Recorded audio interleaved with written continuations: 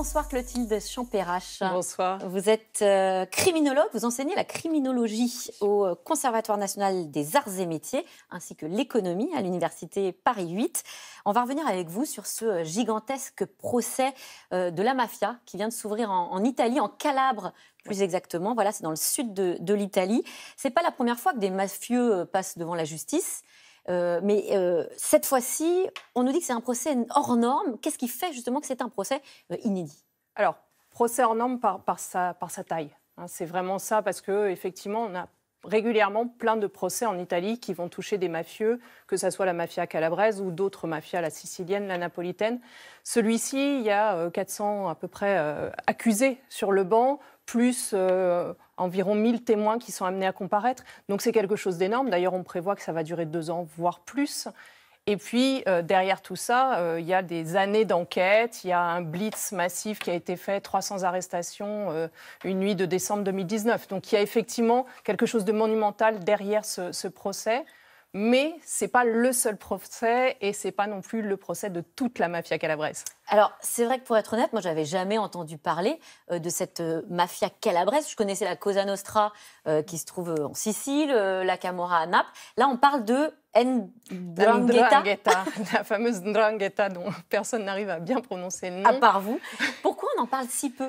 Alors, on en parle, mais c'est vrai que comme... Elle est très discrète. Voilà, elle est discrète. Ceci étant, elle a été désignée par les États-Unis comme l'organisation criminelle la plus dangereuse au monde. Donc, on a quand même des gens qui ont repéré qu'il y avait un danger de ce côté-là. On en parle peu parce que, par rapport effectivement à la sicilienne qui a été mise en avant, y compris au cinéma, c'est une mafia qui a peu de repentis, peu de collaborateurs de justice, extrêmement peu, parce que c'est la mafia peut-être la plus familiale de toutes. Les liens entre les mafieux sont des liens de sang. Donc rompre avec la mafia, c'est dénoncer son père, son frère, sa famille. C'est compliqué, avec les rétorsions en plus qu'on connaît. C'est aussi des 3 mafias italiennes, la sicilienne, la napolitaine et puis la calabraise. C'est celle qui a longtemps été considérée comme archaïque, celle qui n'avait aucune modernité parce qu'elle pratiquait les enlèvements contre des rançons. Voilà. Il y avait un côté, c'est un résidu d'une vieille organisation criminelle, mais qui n'a pas la modernité de la Camorra ou de Cosa Nostra sicilienne. On se trompait ou pas? Est-ce que c'est vraiment on s'est totalement trompé. C'est-à-dire que oui, il y a des aspects archaïques, mais toute mafia a une base un peu le contrôle du territoire, le racket, etc. Mais à l'heure actuelle, par exemple, pour le trafic de cocaïne en Europe, c'est l'Ndrangheta qui gère tout. Et loin devant Cosa Nostra. Ça veut dire qu'en fait, elle a des relais partout et que cette mafia dont on parle là, du sud de l'Italie, elle est présente aussi dans beaucoup d'autres pays? Tout à fait. Alors, il y a un contrôle sur le territoire calabrais, contrôle parce que c'est le berceau. Il y a un contrôle aussi dans le nord de l'Italie, et ça, on en parle peu. C'est pour ça que je vous disais, il y a plein de procès actuellement. Actuellement, il y a plusieurs procès. Alors, c'est moins d'accusés, donc on en parle moins, mais en Émilie-Romagne, qui est dans le nord de l'Italie, et puis alors c'était la région de l'éducation à la légalité, l'Émilie-Romagne, c'était un peu le modèle italien, et on s'est aperçu que les Calabrais, non seulement ils pratiquaient leurs activités illégales, mais contrôlaient le territoire, comme en Calabre, c'est-à-dire contrôle des élections politiques, captation des marchés publics, donc quelque chose d'extrêmement préoccupant. Et puis, je vous disais, en Europe, c'est eux qui acheminent la cocaïne, qui la commercialisent. Donc, ils sont effectivement présents. Ils ont des têtes de pont dans toute l'Europe. À Duisbourg, en août 2007, en Allemagne. Voilà, il y a eu des assassinats de mafieux calabrais. C'était lié au trafic de cocaïne et peut-être même plus que cela. Donc, vous pensez qu'on la sous-estime finalement, en Europe en tout cas? Tout à fait, oui. On la sous-estime parce qu'il y a ce côté, encore une fois, archaïque. C'est un problème italien et c'est aux Italiens de régler ça. Parce que aussi en France, il n'y a pas de délit d'association mafieuse dans le code pénal. Donc on ne comprend pas la spécificité de ce type d'organisation et sa dangerosité. Ce que vous êtes en train de nous dire, c'est qu'il pourrait très bien être installé en France, peut-être même très organisé en France, sans qu'on le sache. Alors vraiment. Ils sont forcément en France, puisqu'il y a des consommateurs de cocaïne en France. Et puis on a vu justement dans le procès actuel, il y a aussi de la marijuana, du hashish qui circule. Donc pour la drogue, ils sont présents dans toute l'Europe. Mais quand on les repère, alors qu'est-ce qui se passe ? Alors, il peut y avoir des procès justement pour narcotrafic, mais dans ces cas-là, on les traite comme des criminels organisés basiques. Parfois aussi, on les extrade vers l'Italie, parce que justement, on sait que les Italiens sont outillés et que ça peut se rejoindre des enquêtes italiennes. La grande spécificité aussi de cette mafia, c'est qu'elle a des relais finalement dans la société civile.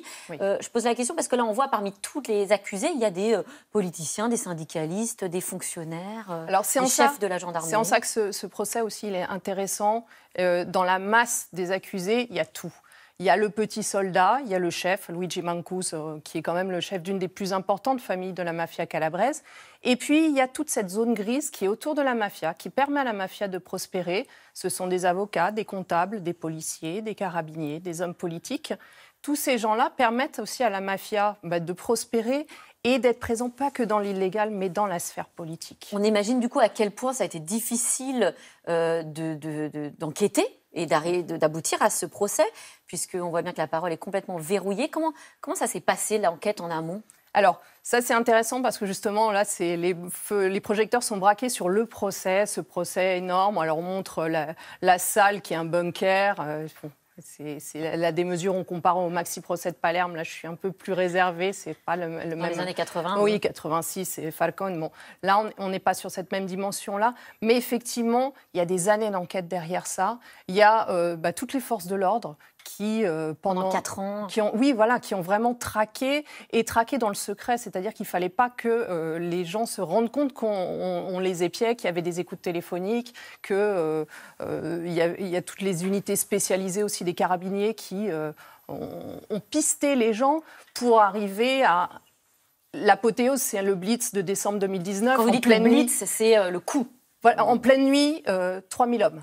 3000 hommes qui vont dans les maisons, qui arrêtent environ 300 personnes d'un coup. Dans plusieurs régions différentes, c'est ça ? Sur la zone de Vibo Valentia, en Calabre même. Après, il y a eu quelques autres arrestations, y compris à Florence ou dans d'autres régions du monde. Est-ce qu'il y a des repentis, puisqu'on voit bien comment ils tiennent finalement la famille et donc la mafia calabraise tout entière ? Est-ce qu'il y a quand même des repentis ?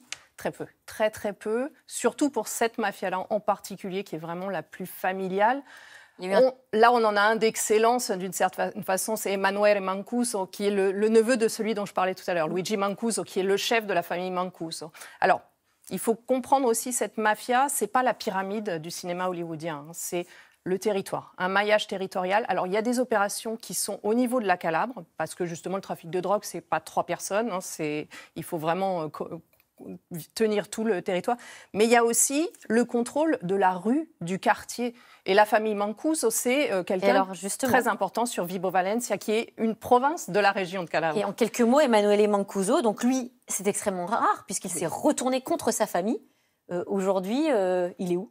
Alors, c'est un collaborateur de justice, donc il est à l'abri, etc. Il continue de parler, il sera un des témoins clés du procès.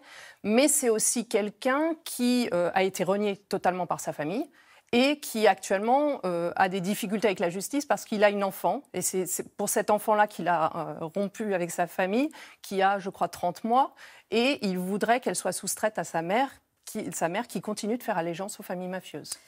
Eh bien, merci beaucoup. Merci encore pour toutes ces précisions et cette plongée au cœur même de la mafia calabraise. Tout de suite, C'est dans l'air avec Caroline Roux. C'est dans l'air est intitulé ce soir Affaire Duhamel. Tout le monde savait. Bonne émission à vous.